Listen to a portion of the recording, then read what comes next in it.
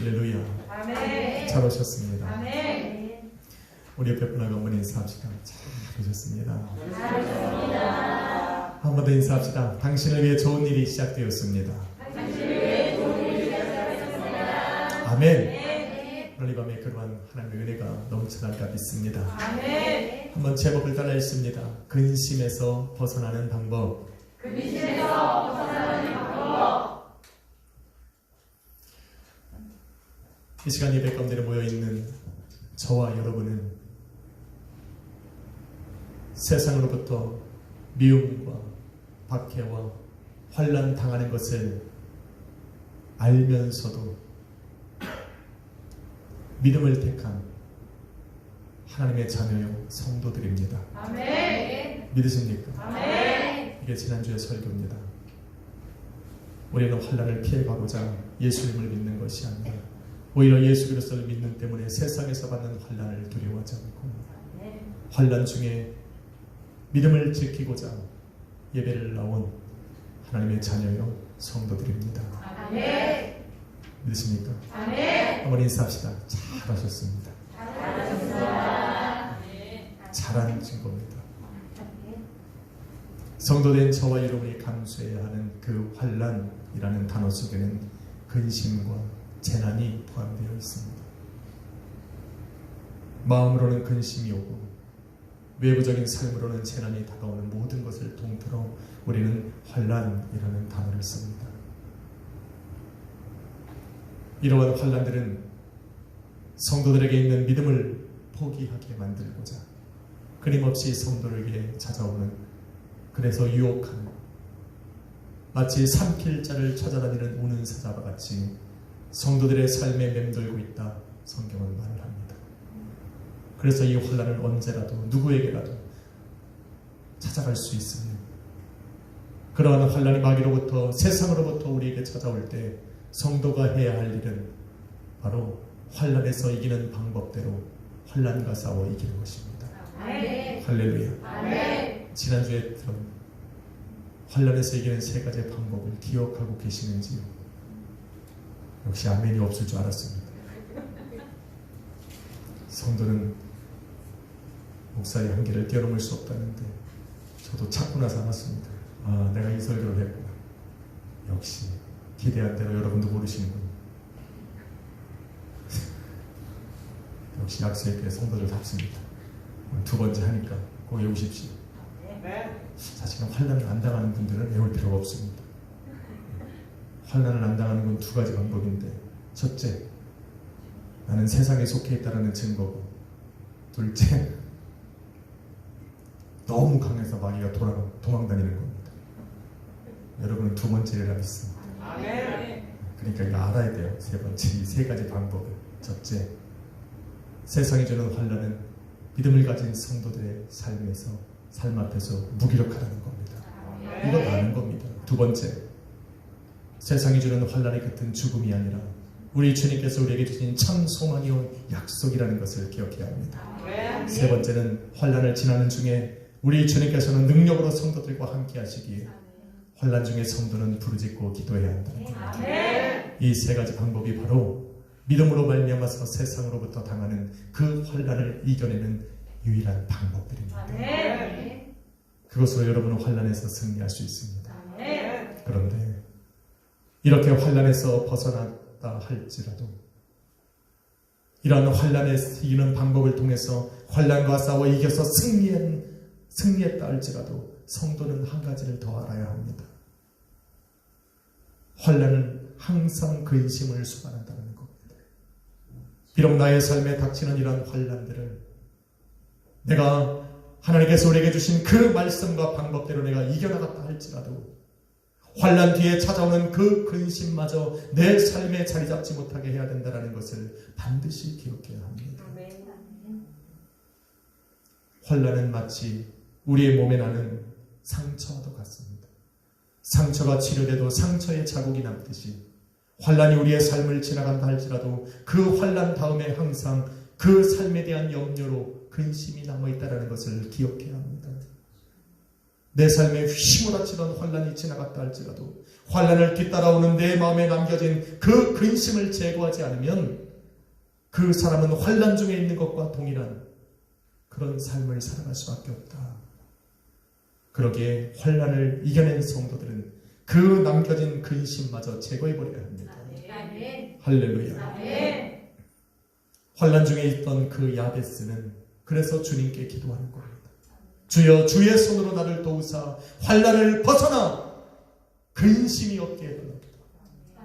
환난을 당신의 손으로 내 삶에 환난을 없게 하셨다면 아버지, 그 권능의 손으로 나로 하여금 근심에서 벗어나게 해달라 기도해야 됩니다.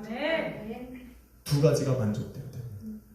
안 그러면 끊임없이 성도는 염려에 사로잡히게 됩니다.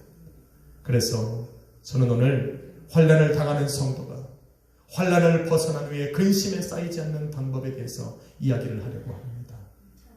잘 들으셔야 돼요.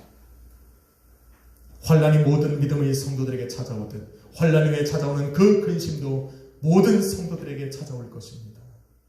그러니 그 근심에서 벗어나는 방법을 여러분 오늘 들으시고 기억해야 합니다. 첫 번째, 근심에서 벗어나려면 근심이 무엇인지를 알아야 됩니다. 근심이 무엇입니까? 세상은 근심에 대해 이렇게 정의합니다. 아직 해결되지 않은 일 때문에 속을 태우거나 우울해하는 것이 근심이다 이야기를 합니다. 성경도 근심에 대해서 이야기를 하는데 괴롭게 애쓰는 마음이 근심이다 정의합니다. 살아가며 괴로워하지 않은 사람이 어디 있습니까? 돈이 많다고 괴롭지 않습니까? 건강하다고 괴롭지 않습니까? 마음에 염려하는 것이 언제 어디서 무엇 때문에 다가올지는 모르지만 우리는 늘 염려 속에 살아가게 됩니다. 근심은 환난과 마찬가지로 성도의 주위에 늘 매물립니다. 성경은 근심에 대해서 세상보다 더 다양하고 더 구체적으로 요약을 해놓고 있습니다. 그래서 근심으로 번역된 그 원어는 59개가 됩니다. 굉장히 많습니다. 다시 말해서 근심이라고 하는 이것이 그 사람에게 얼마나 많은 영향을 주는지를 보여주는 아주 단적인 예라 말할 수 있습니다. 그 중에서 몇 가지만 이야기하자면 첫 번째 알아야 되는 것은 자아프라고 하는 히브리어입니다.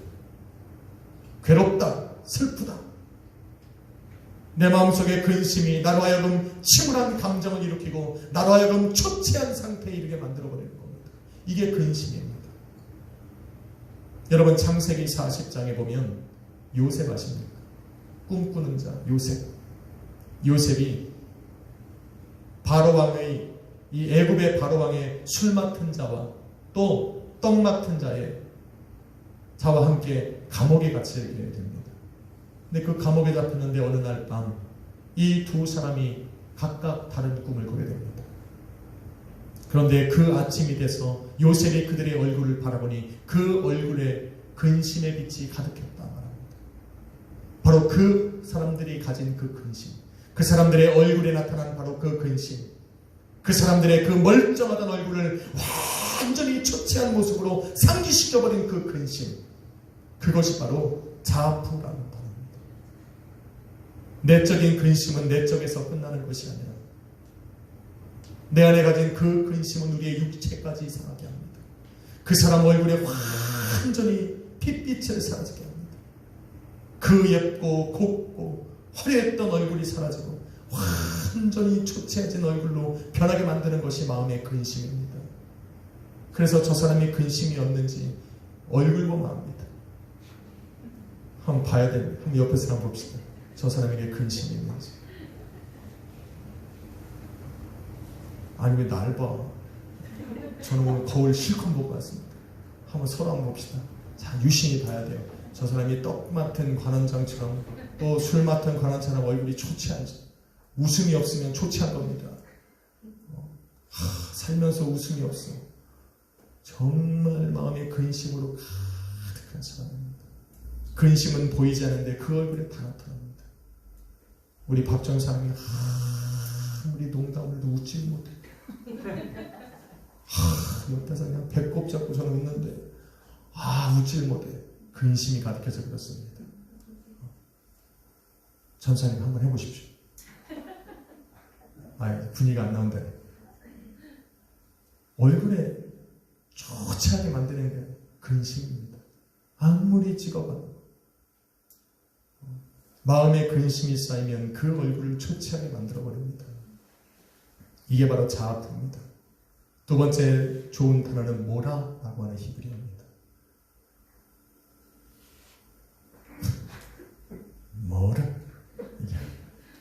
모라 잊어먹지 말라는 얘기입니다. 쓰라리다, 아프다. 그 극심한 근심으로 인해서 심적인 고통을 당한다 말하는 겁니다. 그 근심이 얼마나 대단한지 그 마음이 고통 가운데 거한다. 이 단어가 쓰인 것은 창세기 26장 35절에 나옵니다.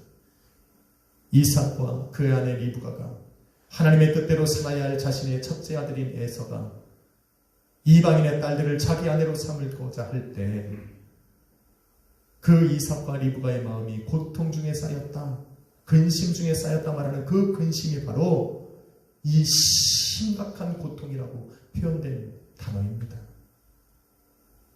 부모는 자녀가 하나님의 말씀에서 떠나 옳은 길을 가지 못하면 그 마음이 고통을 받습니다. 그 마음이 얼마나 고통스러운지 성경 원어에 그대로 말하면 극심한 고통을 당한다 말합니다. 우리의 육적인 우리 부모님들도 이렇게 마음이 아픈데 우리를 저와 여러분을 하나님의 자녀로 부르신 그 아버지 하나님의 마음은 그걸로 말할 수가 없습니다. 사람의 마음과 생각과 머리털까지 헤아리시는 그 하나님께서 우리를 자녀로 부르셨던 저와 여러분의 삶을 바라보시면서 날마다 그 가슴에 통해하고 있다는 것을 우리는 기억해야 됩니다. 그러므로 하나님의 자녀된 우리는 하나님의 기뻐하심에 따라 살아야 됩니다. 하나님의 기쁨이 되도록 살아야 됩니다. 그래서 성경은 말하길 하나님의 자녀는 하나님과 사람에게 칭찬을 얻느니라 말합니다. 할렐루야. 이 외에도 마음을 극하게 초조한 상태로 만드는 것이 근심이라는 단어입니다. 카차르, 애통하고 탄식하다라고 하는 뜻의 아발이라는 단어도 있습니다. 에스라 선지자 에스라 10장 6절에 보면 이스라엘 민족이 완전히 멸망해 가고 그 사람들의 삶마저 초췌하게 변해있는 그 시점 속에 에스라 선지자는 그런 가운데서도 하나님 앞에 범죄하며 살아가는 이스라엘 민족을 바라보면서 근심했다는 말을 합니다. 이때 그가 근심했다라고 하는 그 근심이 바로 애통하고 탄식했다라는 표현입니다.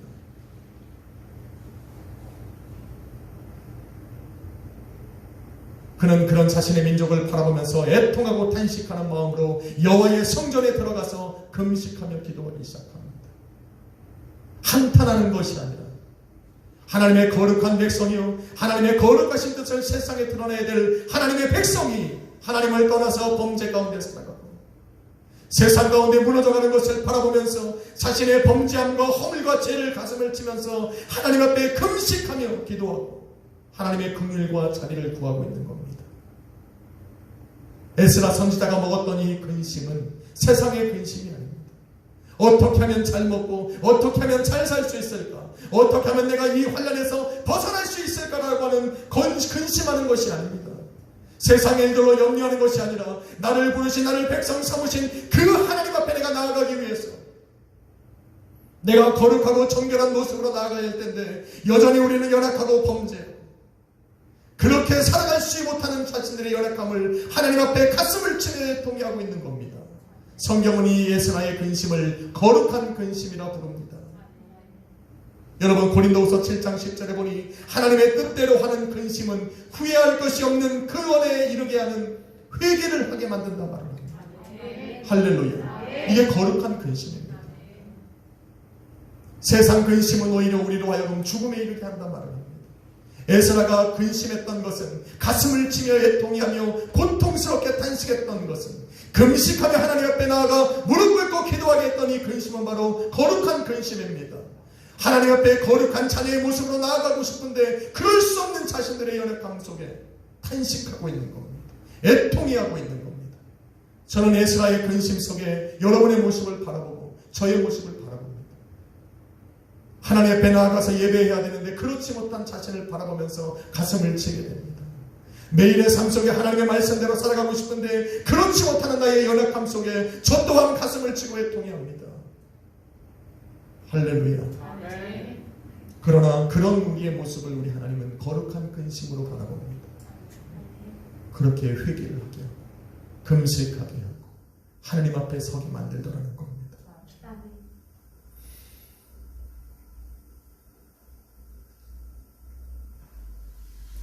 이처럼 근심은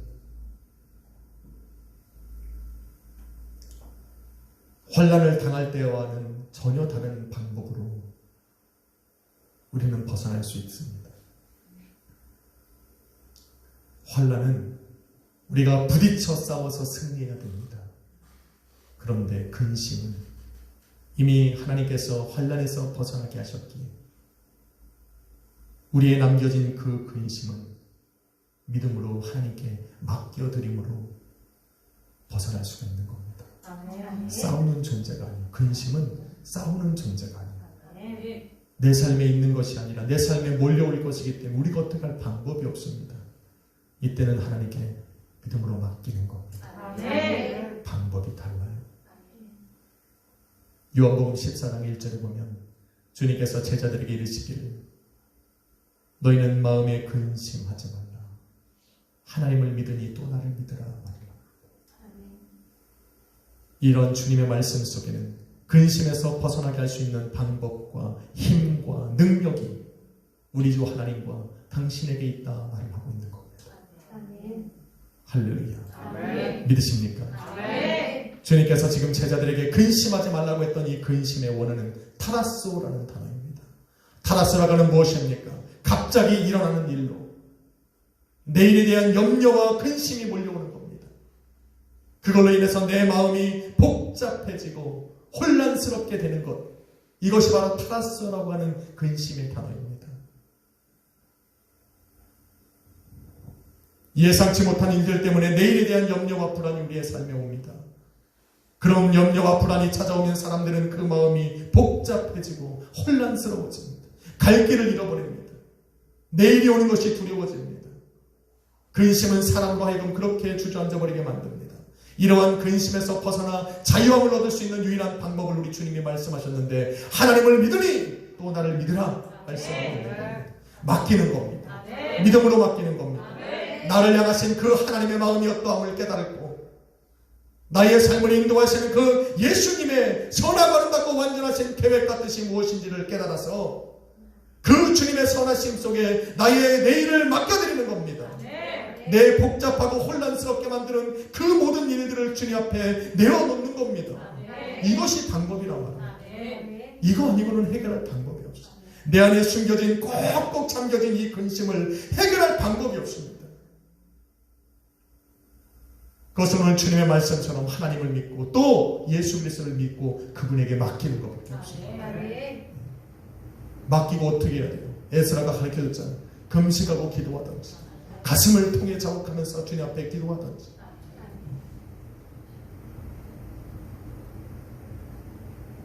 단위에서 할 말은 아니지만 아니 주님 앞에 배째라는 거예요. 아니 기도를 하려면 기도를 하고 금식을 하려면 금식을 하고 주님 앞에 부르짖으려면 부르짖어야지. 맡기는 것은 넉놓고 있는 것이 아닙니다. 주님께서 내게 주신 그 삶은 내가 열심으로 살아가되 내일의 삶을 하나님께 맡기는 거예요. 오늘 내가 그것에 벗어나려고 하는 것이 아니라 우리는 내게 주신 하루를 최선을 다해서 사는 거예요. 하나님께서 내일을 어떻게 인도해 가실지 오늘 나로 하여금 살아가게 하신 오늘 하루의 시간들을 하나님이 내일을 위해 어떻게 사용하실지 우리는 모르니까 내일은 하나님께 맡겨드리고 오늘 내게 주어진 삶은 달려가는 거죠. 할렐루야. 넉놓고 있어 하는 거 아니고 주님이 나 보내셨으니 내 인생 주님이 책임지시고 침상에 365일 안 있어봐야 그냥 누워있어야지. 그리고 자리 옮기면 되는 거예요. 관에 그러기 싫다고. 하나님이 원하시는 건 그거 아니에요.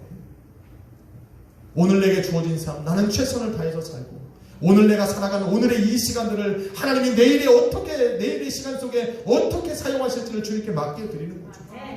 이게 맡기는 거예요. 할렐루야. 주님을 나를 향한 우리 주님의 하나님의 마음을 알아요. 나를 향하신 그 하나님의 계획과 뜻이 무엇인지를 알아야 됩니다. 예레미야가 3장 33절에 보니 주님께서는 인생으로 고생하며 근심하게 살아가게 하는 것이 본심이 아니라 말합니다. 하나님은 저와 여러분이 환난을 당하고 근심을 당할 수는 있지만 그 가운데 빠져 살아가는 것이 하나님께서 원하시는 게 아니라는 겁니다. 할렐루야. 예레미야 29장 11절에 보니 너희를 향한 나의 생각을 내가 아나니 재앙이 아니라 평안이라 말씀하지 않습니까? 장래에 소망을 주려 하는 것이 바로 내 생각이다, 내 마음이다 말하고 있지 않습니까? 우리를 자녀 삼으신 하나님께서는 저와 여러분이 근심에 쌓이는 거 원하지 않아요. 고생하는 거 원하지 않아요. 근심 중에 괴로워하는 것을 원하는 것이 아니라는 겁니다. 이게 하나님의 본심이 아니에요. 우리가 믿음을 선택했기에 세상으로부터 환난과 근심을 당할 수는 있어도 그 가운데 빠져서 허덕이고 복잡해하고 혼란스러워하는 삶을 살아가는 것이 우리 하나님의 뜻이 아니라는 것을 알아야 되는 겁니다. 하나님은 평안을 주기를 원하시고 장래의 소망을 주기를 원하시는 것을 알아야 돼요. 그래서 주님께서는 요한복음 14장 27절에 평안을 너희에게 주오니 너희는 마음에 근심도 말고 두려워하지도 말고. 왜? 하나님의 마음이니까. 저와 여러분을 자녀 삼으신 하나님의 마음이에요. 힘들지만 해야 돼요. 왜? 우리는 그런 하나님의 자녀라 그래요. 그럼 어떻게 하겠어? 우리 부모님이 그렇게 원하는데, 나를 이 땅에 보내시고 나를 지키시는 이가 그렇게 하길 원하는데 우리는 그렇게 살아야죠. 할렐루야. 주님의 이런 마음과 생각과 뜻을 알았기 때문에 사도 바울은 고린도후서 6장 10절에 우리는 근심하는 자 같으나 기뻐하는 자요. 할렐루야. 제가 여기서 이렇게 봐도 여러분 중에 정말 내일이 행복하게 느껴지지 않을 수 있는 분들이 너무 많아요. 그런데 나는 그분들에게서 은혜를 받아요. 그런 분들과 만나고 악수를 하고 인사를 하다 보면 정말 그분들에게서는 근심을 찾아볼 수가 없어요. 아마도 그런 분들은 오늘 말씀처럼 내일을 하나님께 맡겼을 수 있어요. 오늘 열심히 살아가고 오늘 살아간 이 시간들을, 노력들을, 열심을, 땀을 하나님께서 내일 어떻게 사용하실지 맡겨드린 분들일 거예요. 저는 그분들에게서 배우는 겁니다. 또한 사도 베드로는 베드로전서 1장 6절에 여러 가지 시험을 인하여 우리가 잠깐 근심하게 되지 않을 수는 없지만 우리는 근심 중에 기뻐하노라. 할렐루야. 자신들을 향한 하나님의 마음을 알기 때문에 그래요. 나를 인도하시는 그 하나님의 계획과 그 뜻이 무엇인지 이들은 알았기 때문에 이런 말을 합니다. 할렐루야. 그러기에 예수님 앞에 자신의 모든 근심을 믿음으로 맡겨드린 그 사람들의 삶에는 근심 중에도 평안을 찾고, 아멘, 기쁨을 찾고, 희미했던 내일에 대한 소망을 다시 잡고, 죽음을 두려워하지 않는 그 믿음을 다시 찾게 되는 것입니다. 할렐루야. 저는 이 모습이 여러분의 모습이 되기를 축원합니다. 근심에서 벗어나 이외한 두 번째 우리가 알아야 되는 것은 근심이 가진 힘을 알아야 돼요. 더 자세하게 말하면 성도들에게 근심을 가져다 주게 하는 그 마귀의 능력을 알아야 됩니다. 마귀도 능력이 있습니다. 왜 없습니까? 저와 여러분보다 훨씬 큽니다. 단지 우리가 마귀를 대적하는 건 우리 뒤에 누가 있는 거예요? 그놈보다 더 센 주님이 계시는 거죠. 그러니까 담대하게 쓰는 거죠. 우리 옛말에 있잖아요. 멍멍 조금만 개도 자기네 집에서 50% 먹고 들어간다. 우리는 그것이 아니라 우리는 자녀잖아. 할렐루야. 나도 내 자녀가 아프고 막 그렇게 하면 저도 내 생명 걸고 싸우는데 하물며 우리 하나님, 그 하나님 어떠시겠어요? 그러니까 마귀 한번 대적해 보는 거예요. 주님이 설마 뒤돌아서 가시려고? 에이, 그래서 못 싸운다면 염려하지 말고 싸우셔봐. 마귀가 도망갈 때까지 주님이 공격할 거니까. 싸우지도 않고 도망가면 안 되죠. 근심도 힘을 가지고 있고 근심을 주는 마귀도 능력이 있습니다.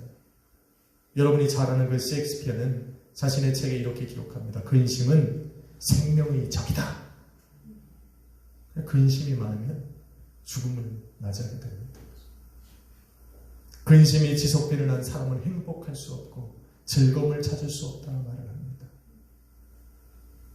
근심은 건강에 지장을 주고 생명을 단축시키고 창조적인 삶에 들어가지 못하도록 만들어버립니다. 이게 근심이라고 합니다. 그래서 근심을 가진 사람들은 뭐를 못해요? 항상 자포자기 주저앉으려고 합니다. 그렇게 낙심하고 근심하고 좌절하다가 결국은 그 마음에 상처를 입어서 죽음에 이르게 되는 겁니다. 성경도 근심에 대해 말을 합니다. 잠언서 12장 25절은 근심이 사람의 마음에 많으면 번뇌하게 된다. 머리가 괴롭게 무거워져. 그래서 우리 근심이 많은 분들 보면 머리 딱 싸매고 눕잖아요. 번뇌해서 그래. 혹시 집에 또 싸지머지고 누우시는 분 머리가 아픈 게 아니라 근심하고. 시편 6편 7절에 보면 마음의 근심은 인간의 활력을 소모시킨다.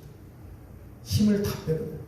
근심 있는 사람은 오늘 일어날 힘이 없어 못 일어나는 것이 아니라 일어날 희망이 없어 못 일어납니다. 근심이 그랬습니다. 고린도후서 7장 10절은 세상 근심은 그를 사망에 이르게 한다. 세상의 사람들도 성경도 근심의 끝은 사망이라고 이야기를 하고 있습니다. 그런데 저와 여러분은 알고 있습니다. 근심의 끝은 사망이 아닙니다. 믿음을 가진 성도들에게. 그래서 근심은 찾아오는 즉시 해결해야 됩니다. 찾아오는 즉시 해결해야 됩니다. 아무리 자그마한 근심도 방심하고 방치하면 그 힘을 발휘합니다. 점점 커져서 아주 큰 강줄기를 만들어버렸어요. 그 사람으로 하여금 펑덩 빠뜨려버릴 수 있는 바다가 되어 우리를 찾아오는 거예요. 근심입니다.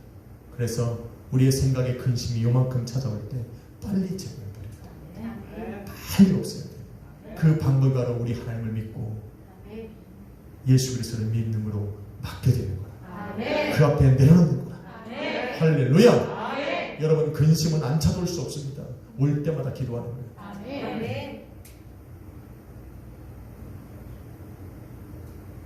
근심에서 벗어나기 위한 마지막 세 번째 방법은 나의 근심이 어떻게 왔는지를 알아야 돼요. 뭔가 근심이 찾아오는 것 같아요. 이 근심이 어디서 왔는지 근원지를 모르면 안 됩니다. 이 근심이 어디서 왔는지를 알아야 주님께 맡기는 방법도 찾을 수가 있어요. 여러분 그냥 맡기는 게 다 기도로만 하는 것 같죠? 아니요. 성경은 그렇게 말하잖아요.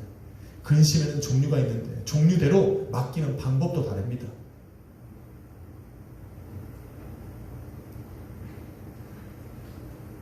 컵에 따라놨으니까 제가 이렇게 먹었지. 빨대가 있어서 빨대에 먹었어요. 방법이 다릅니다. 환난이 마귀로부터 세상으로부터 오는 것이면 환난이 수반한 근심 또한 마귀로부터 시작됩니다. 마귀는 성도에게 믿음을 포기하도록 근심을 주는데 세 가지의 방법으로 근심을 줍니다.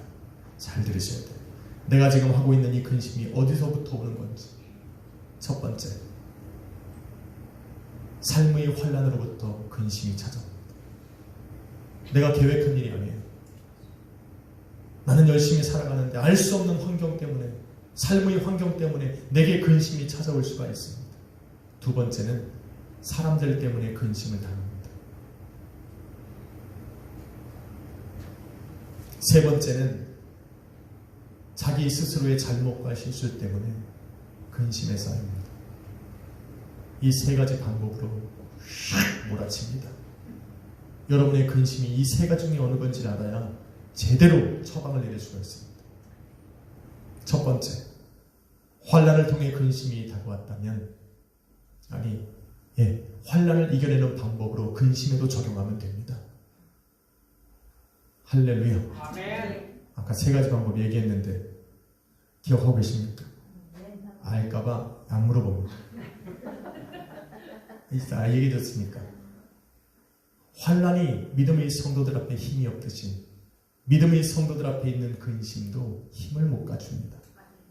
그러니까 염려하지 말라는 얘기입니다. 환난이 그 끝에 죽음을 기다리고 있지 않고 환난 끝에 예수님께서 우리에게 주신 참 소망과 약속이 기다리고 있듯이 근심의 끝에도 믿음으로 걸어가는 그 성도의 삶에는 죽음이 아니라 소망과 약속이 기다리고 있음을 알아야 합니다. 아멘. 또한 환난을 지나가는 성도와 우리 주님께서 능력으로 동행하시듯이 근심 중에 있는 성도들에게도 그 능력으로 함께 동행해 주신다는 걸 알아야 합니다.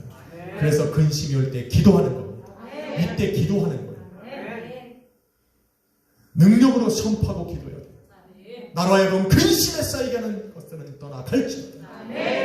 환난이 올 때도 기도해야 하듯이 근심에 쌓이게 할 때도 그 문제를 갖고 예수 그리스도의 능력을 힘입어 기도해야 돼요. 부르짖어야 돼요. 환난으로부터 다가오는 것들은 이렇게 이겨낼 수가 있습니다. 두 번째, 사람으로부터 다가오는 근심이 있습니다. 이러한 근심에서 벗어나는 것은 또 이 근심에서 내가 자유하고 싶으면 오늘 저와 여러분 읽은 말씀에서 그 해답을 찾아야 됩니다. 힘들겠지만 나로 하여금 근심에 쌓이게 한 그 사람을 어떻게 하겠어요? 보여요?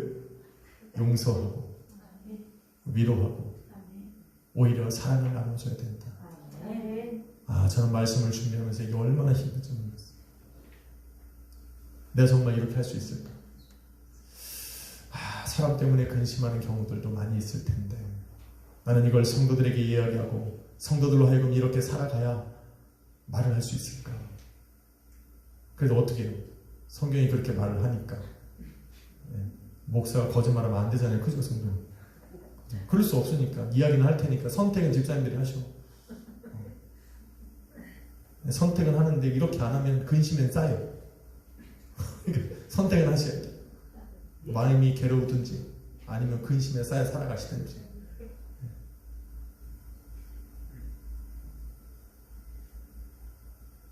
그런 사람들을 용서해야 하는 이유는 그 사람들이 연약해서 오늘도 마귀의 도구가 되어서 사람들을 근심하게 하며 살아가고 있다는 걸 모르기 때문에 그래요. 그래서 용서해줘야 돼요.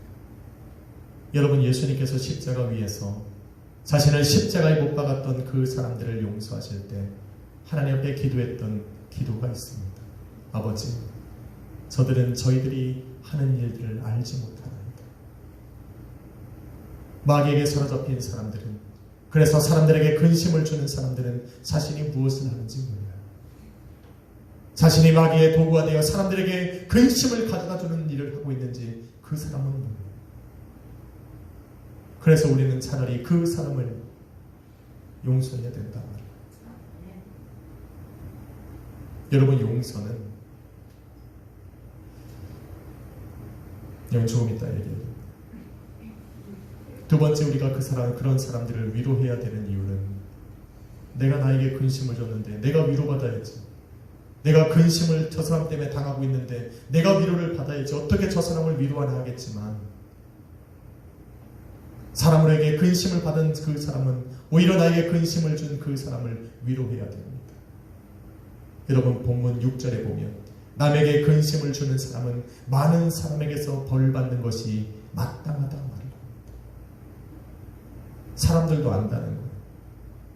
저 사람이 나에게 근심을 준 거를 저 사람만 모르지 다른 사람은 다 알고 있어요. 그래서 벌을 받는 것이 마땅합니다. 사람들에게 벌을 받는 것이 마땅한데 하나님에게서도 벌 받지 않겠는가? 받게 된다는 겁니다. 하나님께서 그를 한번 징계하시기 시작하면 엄청나게 무시무시한 일들이 일어나기 때문에 우리는 차라리 그 사람을 바라보면서 위로하는 것이 낫다. 불쌍하잖아요. 마귀의 도구가 되어서 그렇게 살아가는 자신을 모르는데 조금 지나면 사람들과 또 하나님께 벌을 받게 되는데 그것은 내가 저 사람에게 보복하는 것보다 훨씬 더 무시무시할 텐데 그러니 차라리 위로를 하는 겁니다. 세 번째, 그 사람을 오히려 사랑해야 된다는 것은 다른 이유가 없어요. 내게 근심을 주는 그 사람이 내게 원수 같으니 원수를 사랑하라 말씀하신 그 주님의 말씀에 순종하는 것뿐입니다. 그냥 사랑해 주는 거예요. 다른 이유가 없어요. 힘들어도 해야 하고 하기 싫어도 해야 하는 것이 바로 이겁니다. 정말 보기 싫은데 사랑해 줘야 되는 게 성도의 해야 될 일입니다. 마음이 없잖아요. 힘들다는 얘기. 싫다는 거예요. 그게. 이거 싫으면 그냥 근심 중에 쌓여 있으면 된다는 얘기가 제가 말하는 거예요. 그런데 하나님 말씀에 불순종하면 벌은 받아야 돼요. 그러니 그 벌 받기 싫으면 그냥 사랑해. 그게 낫습니다. 바울은 9절에 이렇게 말합니다. 너희가 범사에 순종하는지 내가 알고자 증거를 삼고자 내가 이 말을 한다. 용서하고 위로하고 사랑하지 않으면 말씀에 순종하지 않는 걸로 내가 알겠다. 이 말 하는 거예요. 저도 보겠습니다. 저를 용서하십시오. 그렇게 크게 하십니까? 저를 위로하십시오. 오히려 저를 사랑해 주십시오. 우리나라 분들이 얼마나 지혜로운지 몰라요, 집사님. 왠지 아세요? 미운 놈 떡 하나 더 줘. 예수를 믿지 않을 때도 우리는 그걸 알고 있어. 떡 하나 줘. 혹시 떡 많이 받아 드신 분들은 정말 고려해 보셔야 돼요. 아, 내가 세상 그렇게 살면 안 되는구나. 떡 먹고 좋아할 게 아니라니까. 어느 날 어떤 분이 나를 너무 사랑한다. 여러분 생각해 보셔야 돼요. 저는 생각할 테니까 많이 사랑해 주십시오. 오늘부터 제가 생각할 테니까 이종우 집사님 생각해 주십시오. 사랑해 주시면 됩니다. 저는 망설이지 않고 고민할 테니까. 그러면 그 사람의 마음이 변하게 되고 사랑은 모든 것을 덮어주느니라 하죠. 그러니까 사랑으로 나타내시기를 예수님의 이름으로 축원합니다. 사도 바울도 자신도 그런 그 고린도 교회 성도들과 교회에서 큰 환난을 받은 사람입니다. 고통을 당하고 무시를 당하고 쫓겨나기까지 할 정도로 아주 박해를 받았지만 고린도후서 2장을 시작하면서 그는 1절에 이렇게 말을 합니다. 내가 다시는 너희에게 근심 중에 나아가지 않기로 스스로 결심했다 말을 합니다. 더 이상 너희로 인하여 내가 근심하지 않겠다. 그러니 이 글을 읽는 너희도 차라리 서로에게 근심을 주는 서로에게 용서하고 위로하고 사랑을 나타내라 말을 합니다. 본인이 먼저 실천하고 그 얘기를 합니다. 저 또한 저 자신이 먼저 그렇게 하리라 작정했기에 이 시간에 여러분에게 선포합니다. 우리 서로 용서합시다. 위로합시다. 그리고 더 사랑으로 감싸줍시다. 이게 우리가 근심에서 벗어나는 방법이라고 말을 합니다. 할렐루야. 교회 안에서 성도가 서로에게 근심을 주며 싸우면 기뻐하는 것은 한 사람입니다. 하나입니다. 누굽니까? 사탄만 좋아합니다. 마귀만 좋아합니다. 가정 안에서 남편과 아내가 서로에게 근심을 주고 부모와 자녀 간에 근심만 주고받는다면, 그래서 다투고 서로 미워하고 싸운다면 좋아하는 건 마귀 하나뿐입니다. 우리는 마귀에게 11절 말씀에 우리는 그 마귀의 계략을 다 알기 때문에 속아 넘어가지 말자. 내가 저 나와 형제 같고 내 가족과 내 형제여 성도 담은 저 사람과 내가 이 근심 때문에 싸울 이유는 좋아하게 만드는 것은 바로 마귀 하나밖에 없다. 그러니까 차라리 용서하고 위로하고 사랑하자. 할렐루야. 마지막 세 번째, 우리에게 찾아오는 마귀가 우리에게 근심을 주게 하는 방법은 우리로 하여금 내가 행한 잘못과 실수와 죄로 나로 근심에 쌓이게 하는 겁니다. 아마도 이것이 굉장히 우리에게 많은 근심을 주게 될 겁니다. 내가 행한 잘못과 근심에 쌓이게 합니다.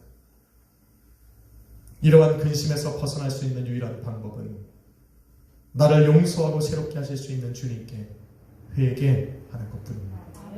에스라가 보여줬듯이 주님 앞에 애통하는 마음으로, 탄식하는 마음으로 나아가서 회개하는 겁니다. 이거밖에 답이 없습니다. 오늘도 나의 실수와 잘못 때문에 내 마음속에 근심이 찾아오고 내가 행한 그 죄로 말미암아서 결과가 기다리고 내 그 결과가 나로 하여금 근심을 준다면 이거의 근심에서 벗어나는 유일한 방법은 하나님께 회개하는 겁니다. 돌이키는 겁니다. 그리고 주님의 긍휼과 자비하심을 구하는 겁니다. 꼭 기억해야 됩니다. 아마도 이 세 번째 방법은 나에게 근심을 가져다 준 사람을 용서하고 위로하고 사랑을 보여줬던 그 사람에게 주시는 하나님의 은혜의 선물일 수 있어요.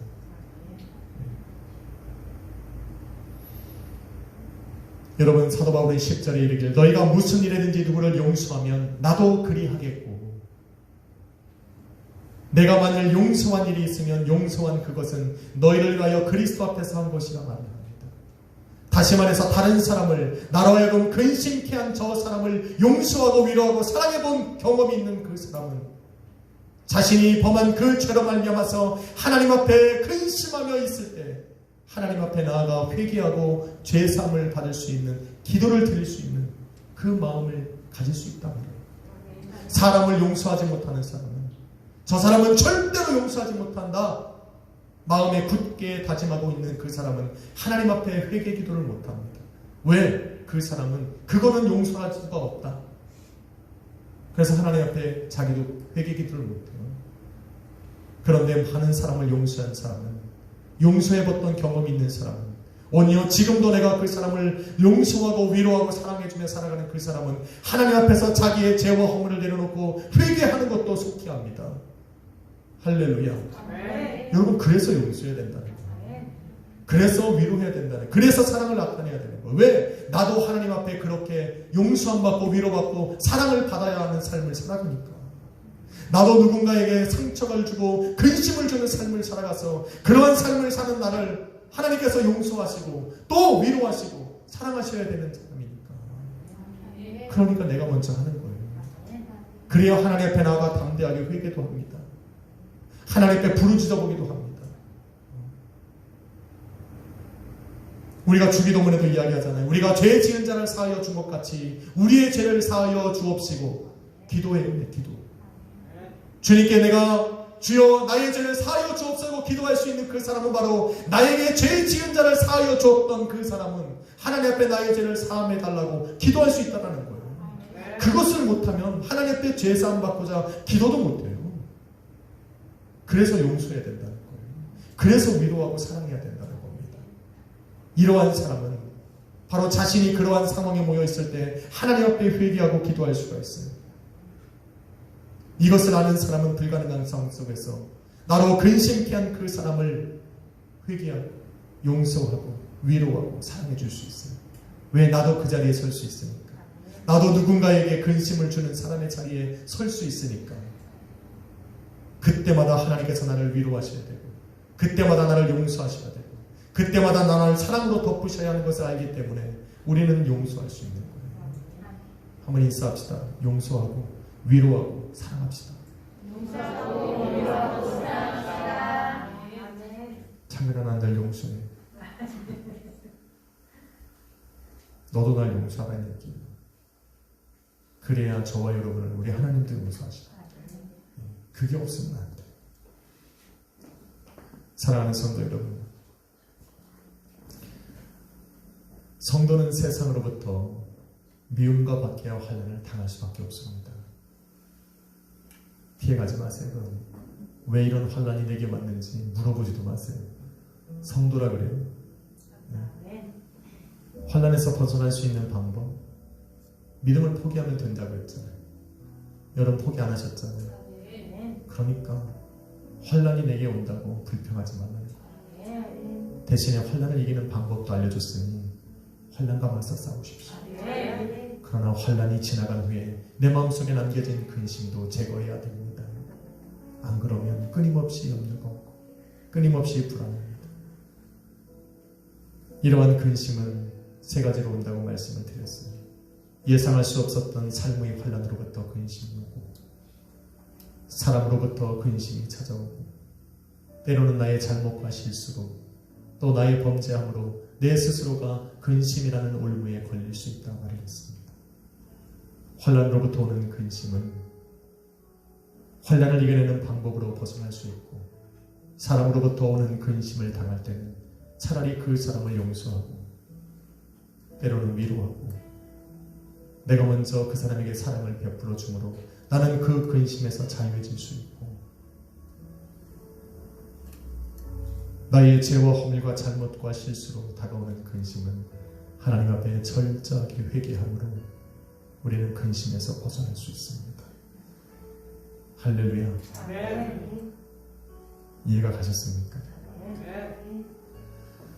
환난과 근심을 피해갈 수 없다면 우리에게 주신 이 지혜로운 방법으로 우리는 이겨나갑시다. 아멘. 그래서 여러분의 얼굴에 웃음이 있도록 여러분의 삶에 평안이 있도록, 여러분을 향한 하나님의 선하고 아름답고 완전하신 뜻이 계속적으로 진행되어져 갈 수 있도록 우리는 근심에서 벗어납시다.